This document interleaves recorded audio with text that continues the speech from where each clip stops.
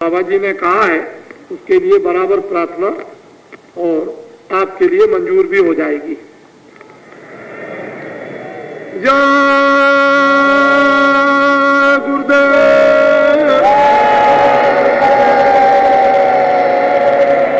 अरे आपको बच्चे नर नारियों, आपको इतना भी ज्ञान नहीं कि जब उज्जैन में गए थे और जब गुरु का अपमान किया तो इन्होंने क्या कहा था बम भोले में?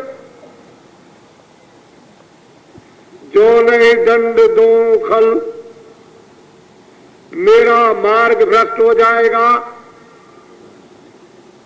ये किसने कहा था उज्जैन में? जो रामायण में आपको बताया गया, लेकिन आपको कुछ भी कोई क्या। इसलिए मार्ग पर आओ, रास्ते पर आओ, सम्मान पर आओ, सद्भाव पर आओ। जय गुरुदेव।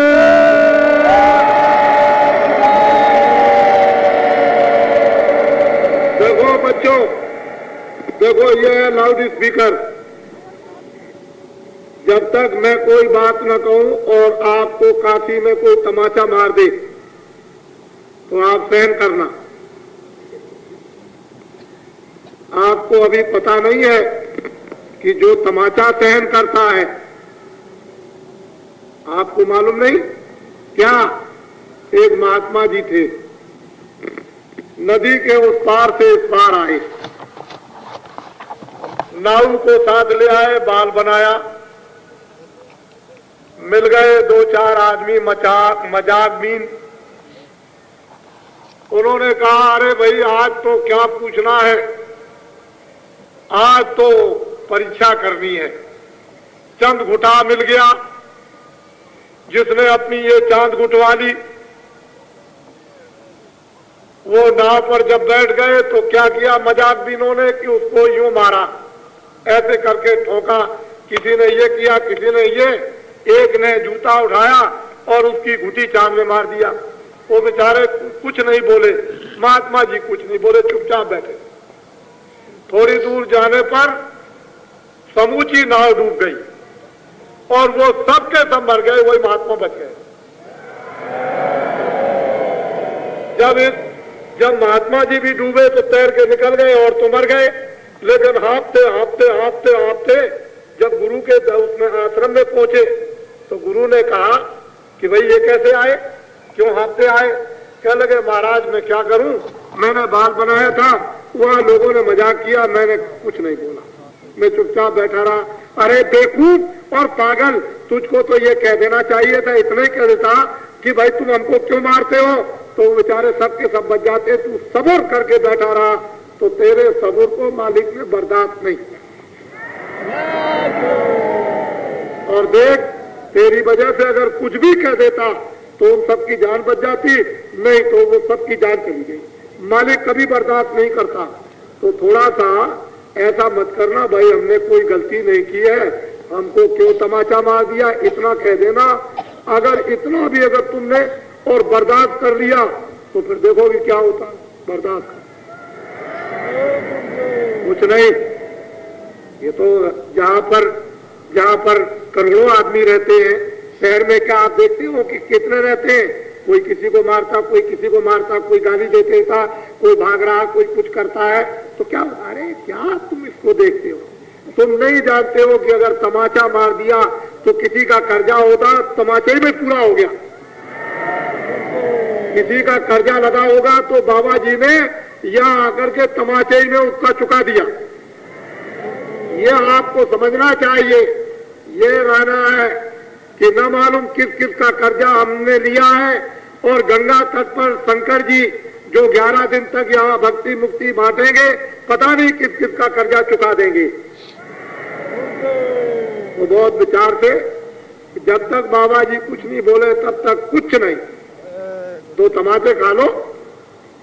क्या तुमने न मालूम कितनों को लाठी मारी होगी रात को, कितनों के घरों में डाके डाले होंगे, कभी सोचा है?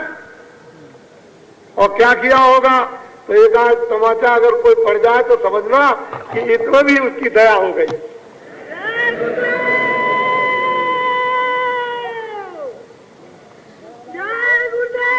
बच्चे चुप रहो। इनको पकड़ ले जाओ।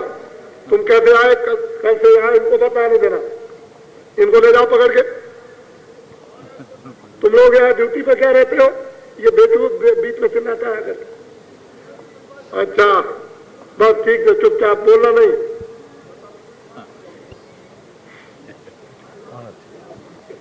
अपने अपने कार्य में सब लोग रहेंगे और भजन 4 घंटे आज से शुरू हो गया। 4 घंटे भजन, उसमें आपको समय देना है 4 घंटा। फिर हमारी बात को सोच लो, 4 घंटा भजन। जिनको नामदान नहीं मिला है उनको कल मिल जाएगा, कल फिर परसों मिल जाएगा, परसों नहीं तो नरसों जो नए लोग आएंगे उनको मिल जाएगा 4 घंटे भजन। ये गांव के लोग आ रहे हैं, उनको भी यहाँ 11 दिन तक 4 घंटे नर नारियों को भजन करना। भजन ये है जो मैं आपको बताता हूँ। बैठ के चादर ओढ़ करके बिल्कुल बैठ जाओ और उस गुफा में, उस दरगाह में तुम चले जाओ जो भगवान और खुदा की है। फिर देखो कि तुमको उस दरगाह में क्या क्या मिलता है देखने को, सुनने को, तब आपको मालूम होगा। 4 घंटे आपको भजन करना।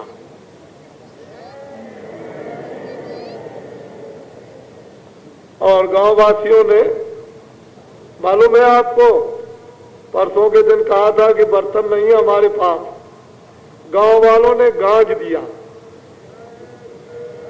गांज दिया बर्तनों को, गांज दिया। कहिए और हमने कहा भाई ट्रक क्यों लाते हो, गांज दिया बर्तन। यानी देखिए जब दिल बादशाह बनता है तो क्या होता है। गांव वासियों में कितना उनका मालूम तो होता है। अरे दिल तो दिल ही है। दिल क्या है? जब वो 1 पैसा चढ़ाया था उस बुढ़िया ने ईसा मसीह के उस चर्च बनने पर, तो टॉप पर लिखा गया था बुढ़िया का नाम। बड़े बड़े पूंजीपतियों ने कहा कि हमने लाख दिया, 50,000 दिया। अरे भाई तुमने जो दिया उसमें से बचा के दिया। लाख होगा तो तुमने 10,000 दे दिया, 10 लाख होगा तो तुमने 50,000 दे दिया। अरे बुढ़िया ने तो जो उसके पास था उसने कहा बेटा मेरे पास तो यही 1 पैसा है, इसको ले लो। तो उसके पास जो कुछ था उसने सब दे दिया। तुमने तो सब नहीं दिया। तो जिनके पास में ये होता है वो सब दे देते हैं, वही काम कर जाते हैं। जय गुरुदेव।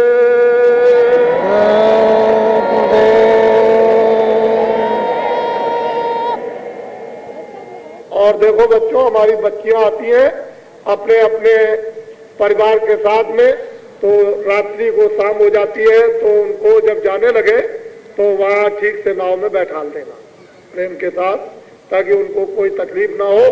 अपने जो शहर से आ रहे हैं उनको, बच्चियों को, बच्चों को वहाँ जो रहते हैं और ज्यादा ड्यूटी लगा लो और बड़े प्यार से उनको बैठा देना, देखते रहना पार उतर जाए।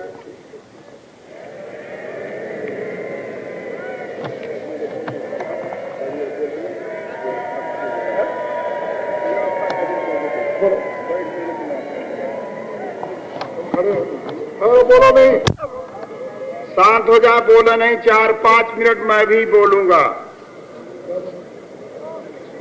आप सब लोग पहले एक बार बोले जय गुरुदेव।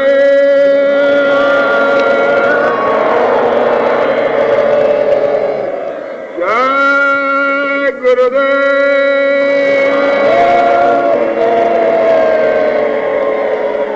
जय गुरुदेव।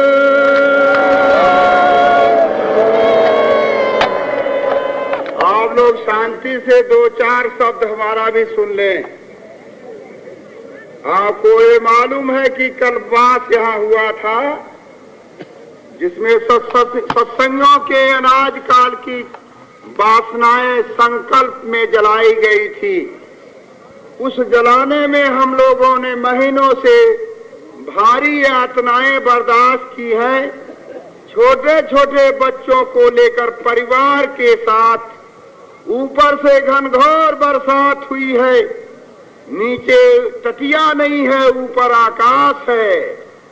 फिर भी हम लोगों ने कल्पवास में जो अनाज काल के संकल्प किए थे वासनाओं को भस्म करने के लिए, वो 15 तारीख को हमारे पिछले साथी भस्म कर चुके हैं। लेकिन एक बात मैंने ये भी बताया था, जो कल्पवास में हमारे साथी नहीं रहेंगे, 15 तारीख को आएंगे, उनकी वासनाएं उभर जाएगी और 2-3 दिन पागल खाने में भर्ती रहेंगे। मैंने आज देखा कोई माँ को बोल रहा, बाप को हमारा खो गया, बीवी खो गई, बच्चा खो गया, कहाँ जाऊं कहाँ रहूं। यहाँ तक कि हमारे टेंट लगाने के पहले लोग गठरी लेकर के यहीं पर बैठे हुए हैं, स्थान छोड़ के बैठे हुए, पागलों की निशानी है। तो घबराने की बात नहीं। 2-3 दिन और मैं कहा हूं कि 15, 16, 17 तारीख तक हमारे साथी पागलों की भांति घूमेंगे, जैसे पागल कुत्ता घूमता, लेकिन शांति जरूर मिलेगी, उनके भी कर्म कटेंगे। इसलिए हम सबको आज वो स्थान नहीं दे सकते हैं जो छाया में रहे। छाया यह भी अगर स्वामी जी मिटा दे तो हमारे साथी बिना छाया के भी रह सकते हैं। इसलिए हमें अफसोस नहीं है कि हम आकाश के नीचे हैं। अगर आकाश के नीचे हम रहेंगे तो एक दिन आकाश के ऊपर भी हम चले जा सकते हैं। हम अपने शक्ति के बारे में आज देखें, हजारों हजार गठरिया भी आ रही है, रात दिन तांता लगा हुआ है। कुछ बदमाश गुंडे जरूर कोशिश करते होंगे नदी के उस पार कि ये छौड़ी सेना जो राम की बानरों की सेना है, उसके पूंछ में आग लगा जाएगी, उसके पूंछ में आग लगाई गई।